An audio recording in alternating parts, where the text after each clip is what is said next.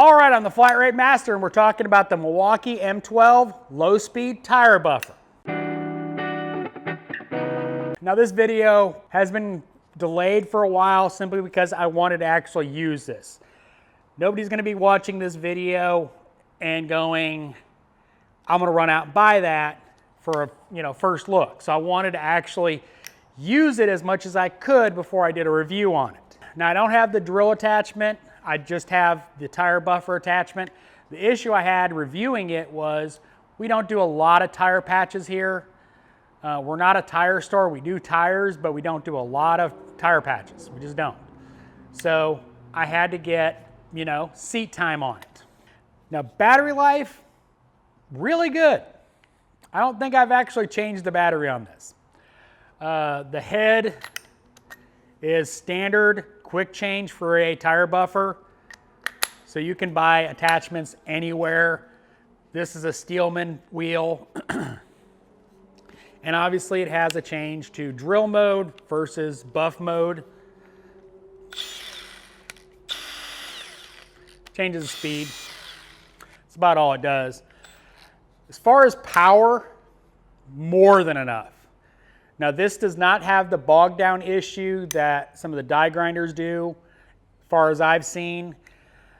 The only complaint Cole complained about when he used it was it's really aggressive. And I think that's because he's used to using a, die grinder with a cookie on it, not an actual tire buffer. I've used tire buffers in the past and it works about as well as an air-powered tire buffer. If you're in the market for a tire buffer, this is definitely a good solution because you don't have the air hose dangling in your way. If you've done tire repairs with a die grinder or a tire buffer, it can be kind of a pain in the butt if you don't have a right angle swivel on it. If you don't do tire patches, don't buy this because that's all it does, literally. But it does a great job for that purpose. I think every tire patch we've done in the upper shop has been done with this since I got it. Not a ton, but we have done several.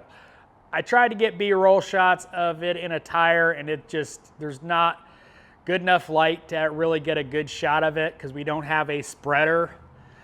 So, sorry. It grinds tires. I mean, it's not that interesting to watch anyway, but if you're in the market, definitely a good tool. It's expensive though. That's its biggest drawback, is it is expensive. For what it is, it's expensive. So I don't think many technicians are going to be running out and buying this. It's a shop tool kind of more thing. But if you are a shop and you want to do away with the air-powered one, definitely a great option. As always, thanks for watching. I am the Flat Rate Master.